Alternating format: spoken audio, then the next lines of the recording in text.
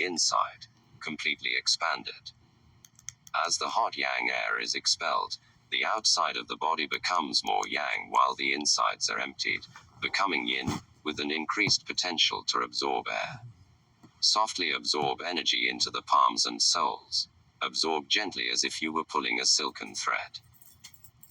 Figure 7.5 Harmonizing the heaven and earth forces at the Tan Tien. The earth force is cool and enters through the most yin part of the body, the feet. It is therefore considered yin. The heavenly force is hot and enters through the most yang part of the body, the head. It is therefore considered yang. Humanity exists between these two forces and is responsible for harmonizing them. As yin and yang energies are drawn in and combined and blended in the Tan Tien, they are transformed into a highly usable qi that can nourish the entire being as it is circulated in the microcosmic orbit. Emptiness and fullness in the legs and arms. One of the most important features of yin and yang in Tai Chi Chi Kung is the awareness of emptiness and fullness. Throughout the performance of the core movements, you shift weight back and forth between the right and left legs. The weight-bearing leg is the full leg. It is the more yang or active leg because it is doing the majority of the work in supporting the weight. Similarly, the empty leg is the one that is bearing little or none of the body's weight. It is more relaxed, more yin, empty of tension. Figure 7.6 Emptiness and fullness in the arms and legs. Keep in mind an important law of yin and yang. Nothing is entirely yin or entirely yang. Yang always contains some yin and yin always has some yang in it. Therefore, full and empty refer to the predominant yin or yang quality of the leg. For example, the full leg is anywhere from 51 to 99% yang. Yet, while yang may predominate, that leg is still anywhere from 1 to 49% yin. Once you begin to move, you must clearly distinguish yin and yang. The full leg is the power leg, as it releases the stored energy, like a bow releasing an arrow. As you release the full leg, it becomes empty, and the empty leg, by being yin and receiving the body's weight as you shift, becomes yang, or full. The Tao Te Ching expresses this idea in the verses: that which would straighten must first be bent, that which would fill must first be empty. The arms are always changing from empty to full in a similar way. One arm is always dominant and substantial while the other is supportive, receptive, and insubstantial. The full arm is always opposite the full leg. For example, when the weight is predominantly on the right leg, the left arm is the full arm. Functional opposition.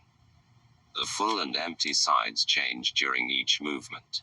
For example, when executing the push movement on the left-hand side, initially the right leg is forward and weighted.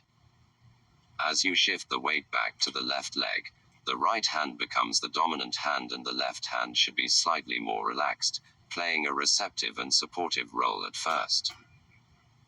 As you begin to shift forward, the right hand is dominant at the start of the push, but as the right leg begins to fill with the body's weight, the right hand should proportionately relax as the left hand becomes dominant. This idea is illustrated in the way a right-handed baseball pitcher throws a ball. He first winds up and shifts his weight back into the right leg, storing energy.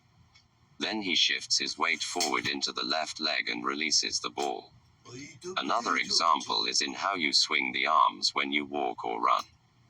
As one leg comes forward, the opposite arm swings forward as a counterbalance. Functional opposition occurs throughout the Tai Chi Chi Kung form, serving to balance upper and lower, left and right. Functional opposition is a major technique for keeping yin and yang balanced in Tai Chi. Avoid the fault of double-weightedness.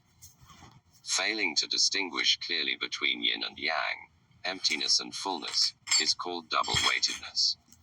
Double-weightedness can happen in several ways. The first is when both arms try to be yang at the same time, or when the weight falls evenly on both legs at the same time. During the core movements, this is a fault.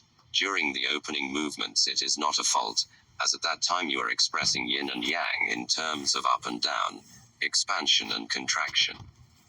When the weight is divided 50-50 between the feet, it becomes more difficult to shift quickly to one side or the other. Many people have experienced this sensation in sports such as tennis and racquetball, when they were caught, flat-footed, and were unable to respond quickly. The second way double weightedness occurs is when both the upper and lower body on one side are both yang or both yin.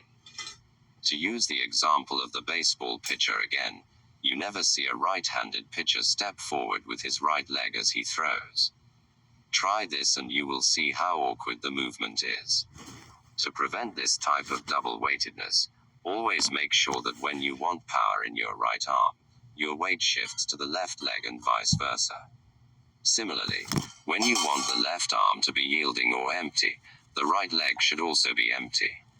Following these rules of yin and yang will keep you in balance during your Tai Chi practice. Bending and straightening. Bending is yin while straightening is yang. When we bend the arms, legs, and spine, we are storing energy. When we straighten them, we release that stored energy. The Tai Chi classics say, storing energy is like bending a bow. Releasing energy is like shooting an arrow. For this reason, in Tai Chi the arms, legs, and spine are called the three bows. If you want to shoot the arrow a long distance, you must first bend the bow. Beginners often neglect to bend the knees enough when shifting forward and back. This is why their movements lack power. Too much bending, however, can lead to collapse of one's structure, so it is important to bend neither too little nor too much. Similarly, straightening the arms or legs too much